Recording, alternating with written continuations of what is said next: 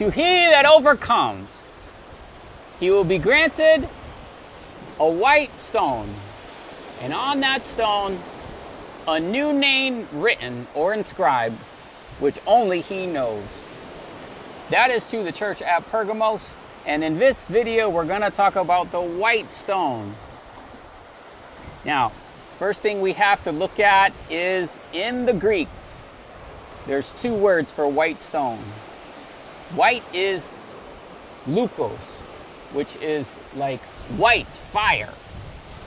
And the word for stone is very unique. It's only used 3 times in the New Testament, and it's phos. And phos is a voting stone. It is not the normal word in Greek, which is listros, stone, that is used many, many times throughout the New Testament. It's a unique word, stone, phos. So what does this mean? The only other context we have this word is the Apostle Paul. He cast his phos, he cast his vote. So if we look up in the Strong's Concordance, we'll see that the ancients would vote.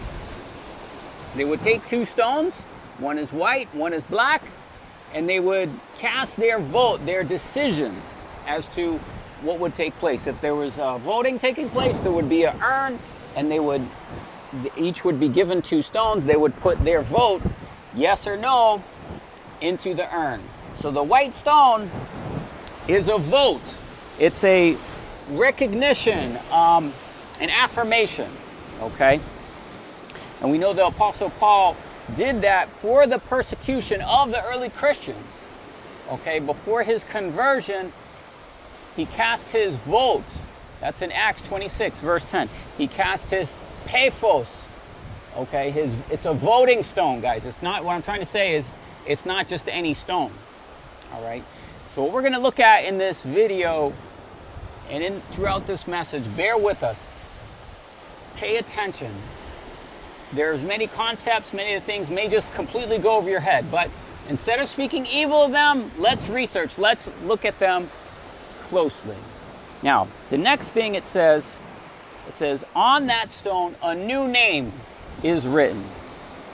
Okay, so first off, we have the voting taking place, the 2 stones, the white stone, the black stone. That's what the ancients would do, even in the Greeks, and many other places, okay? But a new name, okay? And I was amazed that on the beach, I saw these 2 stones. We'll see if I can get them clear enough for you to see. But this one is pretty clear. That's an A. And his new name is Alpha. And then this one, hopefully you can see clearly, it may look like a line with a W in it. And that's the Greek letter P. So the first letter in pesos, it's this with a line and a W. It's similar to the Hebrew Shin. And so I found these in the beach, and I'm like, these are letters, you know, these are letters in his name. Okay, and so there's a name inscribed in the stone. And isn't this amazing? These 2 stones, the Most High inscribed his own name on these stones that we found. Okay, so what is going on? So we have this white, this fire, this leukos stone. Okay, well, this also brings us back to the high priests in the time of Moses. The high priest would have 2 stones, Urim, and Ur means light. Remember we said the leukos, the white stone. Okay, well, Ur in Hebrew is light. So we have a Urim is plural, so it means lights. So you have a stone called lights. And then there was another stone called Thummim. And with these 2 stones, they would be given an indication when they inquired as to unto the Lord as to which direction, yes or no. I believe even the stone would light up as to what they should do, yes or no. So again, it's Urim, it's this light, yes, affirmation, this voting, okay? So the high priest would have these stones in a pouch in his breastplate, okay? So the Urim and Thummim is information that's telling us about this white stone that he is granting, okay? He who overcomes will have this white stone, this affirmation, this vote, okay, this Urim. He will have a new name. Now there it doesn't say whose new name it is. To the church at Philadelphia, it says they will have the Father's name, okay? And this brings us to the next part about the name and the engraving stone we find in Zechariah chapter 3, actually chapter 3 and chapter 4 also talk about this stone with 7 sides, okay? Well, before, I'm gonna have to show you this later in the video. We showed you a message on this, and we showed you this opal, not this particular stone, but at the time, guys, we had one, and you can see how it changed. Hopefully you can see it change color. It actually has all the colors of a rainbow in it. An opal will do that when it hits the light. But in additionally, I want you to notice, see how there's a section of it that's white, a section that's yellow, and then another section that's green. So on one stone, you have 3 colors, but it's reflecting the rainbow. Now, the other portion of the stone that we had in Ethiopia, there was one time when I took a photograph of it, and when I took a photograph, it showed a clear ayin. And ayin is kind of like a backwards Y in English. It's kind of like that, but it's pronounced ayin, and it means eye. Okay? And when you looked at the yellow section, I'll show you a photograph of this, it clearly had this letter. And it was amazing because it was like an engraving in the stone, just like these other ones. A clear as day A, and a pesos, okay? So this is what we find in Zechariah chapter 3. In Zechariah chapter 3, he sees there will be an engraving, okay? And the names will be engraved. So what it is this stone, the Hebrews also had 2 stones that were onyx, and the engraving took place of each name of the tribes of the children of Israel, okay? You can see that in Exodus chapter 28, I believe, okay? And there were 2 stones. And in each stone were 6 names of each of the tribes, okay? So the 2 stones had all 12. So that's what's going on, is this engraving, this new name. But let's read what it says in Zechariah 3, because this, it's talking about this engraving, it's talking about this ayin, okay? And so, let's see. Yeah, I have a lot of other information, guys. I encourage you to do a study on this. I will engrave, okay, its inscription or names. For behold, the stone that I have laid before the face of Yehoshua, upon one stone will be 7 eyes. In Hebrew, eyes there is ayin. Now, ayin, that's that letter I told you, the backwards Y. That word can also mean colors. Okay? So what does that mean? Well, on one stone, yes, it could be 7 eyes, but it also could be 7 colors. And you can clearly see in this opal, well, hopefully you can clearly see in the video. I can clearly see it. I can see the red, the green, the yellow, different from what's in the stone. Okay, all the colors of the rainbow in the stone. And the word iron translates to colors in the book of Ezekiel chapter 1 when we're looking at the throne. So the color of, or the iron of amber, of burnished brass, of beryl, of terrible crystal. So what this is telling us is that there's one stone, there's a white stone. There's a white stone that is crystal, and think of like a prism. When the light of the sun hits the prism, it spreads out into 7 colors, right? It goes out into a rainbow. So that's what it's talking about here. So these are the rainbow, the colors around the throne, the colors around the 7 spirits of God. That's what, when the light, the leukēn, hits the stone, it reflects these colors, this rainbow. So it's this amazing mystery. And then each one of these colors reflects a characteristic of the order of 7 in the book of Revelation, the 7 spirits of God. And the other 7 ecclesia. So the church of Pergamos, the ecclesia of Pergamos, is granted this white stone. Okay? And it's also in Zechariah chapter 4, where the stone is a plummet. And then Zerubbabel is going about building, and then you will see the plummet in the hand of Zerubbabel. And so that's where the stone is being used to measure the temple, as we've been showing you, measuring the temple, right? But we see many of these colors in the vision. John saw one sat on the throne in the vision, like jasper, like sardine stone.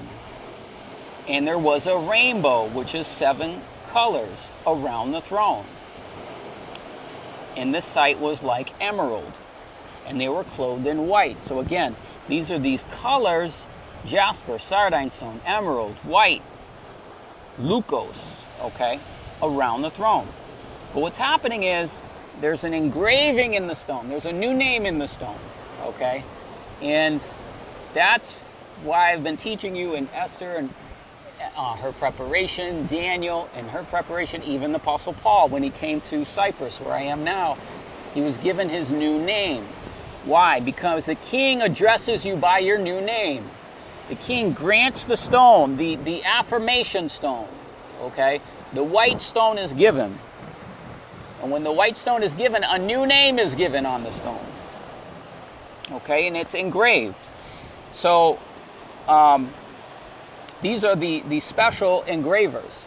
In fact, next, while we're here in Cyprus, and we went to a museum and saw an excellent example of the stones of the various colors with the engraving on them that all the ancients did at that time. Okay, here at the main Cyprus Museum, we have the voting stones, the black and white, and many examples of ancient Oriental, even Egyptian-style stones. Some call them Goshen stones, but these stones like on the priest's breastplate of the different colors. Okay, these are examples of those with engravings. So this is precisely, you can see my finger is scaled like a seal. You can see the size is just the size of the tip of a finger. And a seal in Hebrew is called a bula, and throughout Jerusalem we found many examples of people in the scriptures and their names inscribed on seals. So when it's saying you're getting a white stone with a name engraved, this is exactly what it would have looked like at the time of Moses, at the time of the children of Israel, and the wandering of the wilderness. And here we can see a plaque, scarabs from Egyptian, Oriental, and Cypriot. That means they're from Cyprus. So this is exactly what they look like. I've never seen anything in the land of Israel that looks anything this accurate. It's amazing, amazing example. So it's an impression, a name. So your name would be on the stone. Okay, he said he'd give us a new name, engrave a new name. Now here's an example of seals that are rolled. Now moving through quickly, so pause this if you want to look at these more closely. But essentially this is a roll or a scroll type seal where you roll the impression and it, plays out in a picture or story. Okay? But again, it's this idea of this seal. Okay, the Lamb has opened the seal. Right, and he will give a new stone, on the stone, a new name engraved. Okay? So these are examples of the ancients using stones for seals, for telling stories, and you can see here stones used for weights and a pair of scales. So we've also seen this in Israel, but again, there's our voting stones, but then these are other stones of weights and measures. So for example, you would weigh money or various things on the scales there by these stones. Okay, and so you can see the weights and measures, and the same thing is happening now, where the white stone we're being weighed. Like we told you, the shekel of the sanctuary, the census, the people are being counted. They're being numbered, okay, as to who is where in the prophetic picture.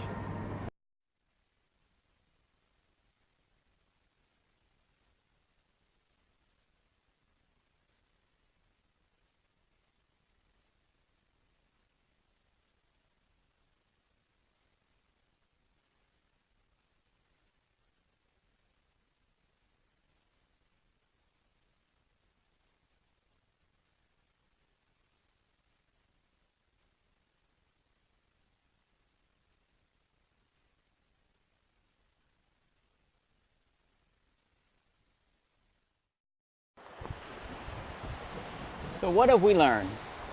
Well, hopefully the significance of the letter ayin. Now the ayin also is the first letter of Ancient of Days. We know his name is Ancient of Days. And that first letter is an ayin, and it's where in English we get the word antique. Because in Hebrew it's like etek, yom, yomim, days, Ancient of Days.